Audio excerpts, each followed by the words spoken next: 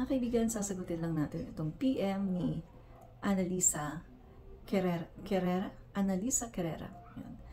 Ang sabi po niya, Madam, bakit po ba sobrang napakabait ni PBBM? Alam po ninyo, nawawala na ako ng gana na suportahan siya. Nakakagigil. Kahit anong ginawa sa kanya ni Sara at ng mga Duterte, nandyan pa rin siya na nagtanggol. Bakit po siya ganyan? Sagutin po natin. Okay.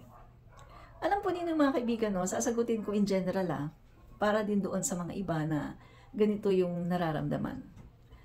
Alam nyo guys, acknowledge ko lang na valid naman yung inyong feelings Valid yan, no? Hindi natin yan dinideny. Kasi kahit naman sino mga guys yun bang kahit sinong tao, no, mga ordinaryong tao, pag nakikita na ay ginaganito na yung Pangulo, ginaganito na si F. Elisa, pagkatapos si PBBM, eto napakabuti, hindi man lang nagagalit at hindi man lang niya tatanggalin si Sara Duterte. Pero mga guys, eto ang sasabihin ko, no, huwag po kayo magagalit kay PBBM at huwag po kayo magsasawa sa pagsuporta sa kanya kasi ganito po talaga ang ugali ni PBBM.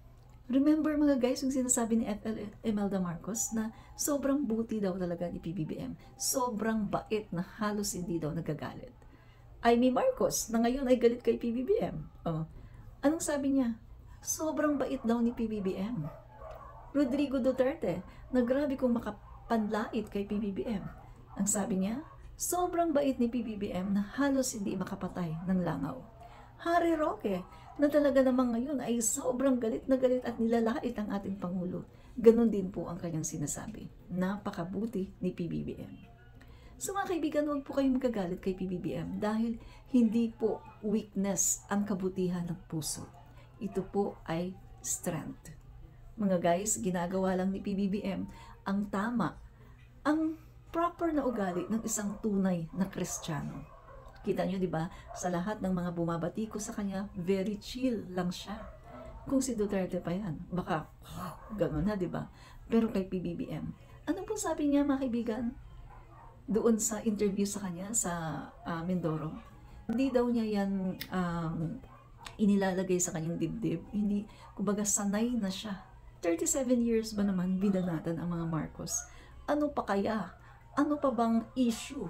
Napakalaking issue na makakapagdurog ng puso niya. Mga kaibigan, sabi ko nga sa inyo, inihahambing ko ang ating Pangulo.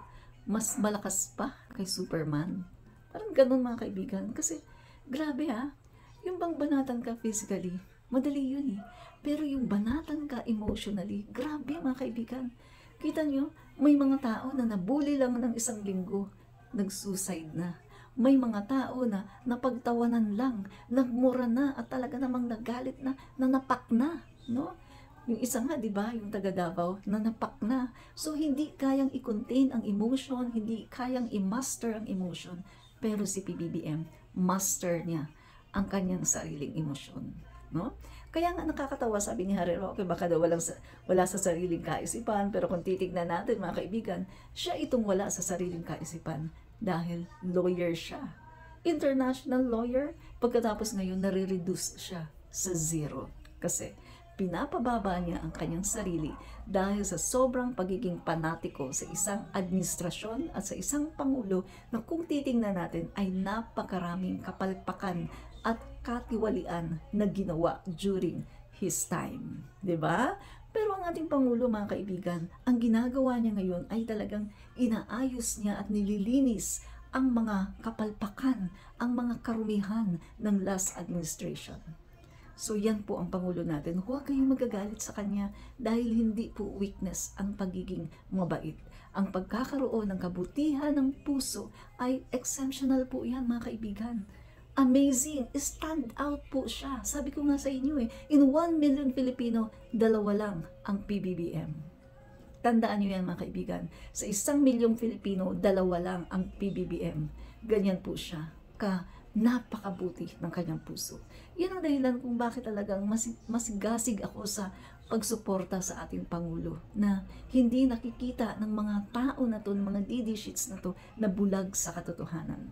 Mga guys, ang Pangulo natin, kita niyo naman ang drug war ng Pangulo natin, very successful. Kahuli sila ng mga malalaki, talaga mga big fish mga guys, at wala pong mga nasusugatan, wala pong mga namamatay, kasi talagang maayos ang operation, di ba?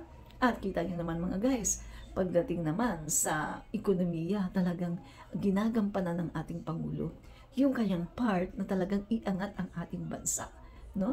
At hindi lang locally kundi internationally, mga kaibigan. Nirecognize pa siya na Time Magazine, mga kaibigan, na isa sa most influential person in 2024. At ang mga leaders and prime ministers, presidents ay talagang humahanga hindi lang sa kanyang katalinuhan, sa kanyang galing, kundi lalong-lalo na sa kanyang katapangan na paninindigan sa ating soberenya sa West Philippine Sea. Kaya mga kaibigan, napakarami talagang good points at napakagandang bagay na makikita sa ating Pangulo na hindi nakikita ng mga bulag. Pagdating naman sa kanyang mga proyekto, pabahay, mga kaibigan, only in the time of President Marcos Jr., no? Nakakaraang mga dekada sa panahon ni President Marcos Sr., no? After President Marcos Sr. na stop na yung pagpapagawa talaga consistently ng mga pabahay para sa mga ISF, nakatira sa malapit sa estero, malapit sa yung mga tulay, mga overpass, no? So nakikita natin na ang Pangulo natin mga kaibigan ay very serious para ang mga Pilipino ay wala nang maging squatter sa sariling bayan, di ba?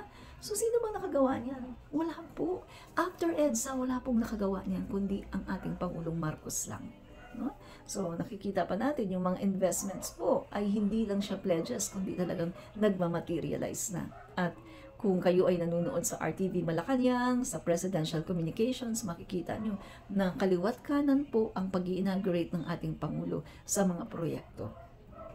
So, napaka-busy po ng ating Pangulo, napakasipag, senior citizen na, pero napakasipag talaga. At take note mga kaibigan, habang siya ay nagtatrabaho, nagsisikap, mga kaibigan, ang daming distractions, ang daming gusto siya ay pabagsakin, pero hindi siya natinag. Napaka-brave, napaka-strong ng ating presidente. Yan po ang ating Pangulong Bongbong Marcos. At, mga kaibigan, flex ko lang ang kanyang family. Iisang asawa niya, mahal na mahal niya kanyang asawa, ang kanyang mga anak, mga mabubuting tao. At maayos ang pagpapalaki. Wala pong nagmumura.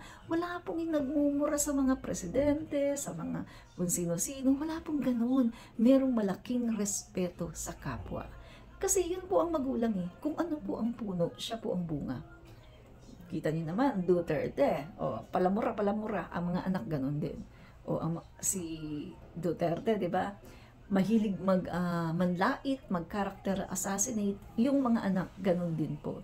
So, yun po, makikita niyo mga kaibigan, tingnan mo lang yung anak, tingnan mo lang yung produkto, alam mo na kung anong klaseng magulang yung mga yan, mga Dutertes, no? So, mga kaibigan, yun lang po, real talk lang po tayo dito, walang personalan. Wala pong bullying, peace po tayo lahat, everybody happy, bye! Fight fake news, expose the truth.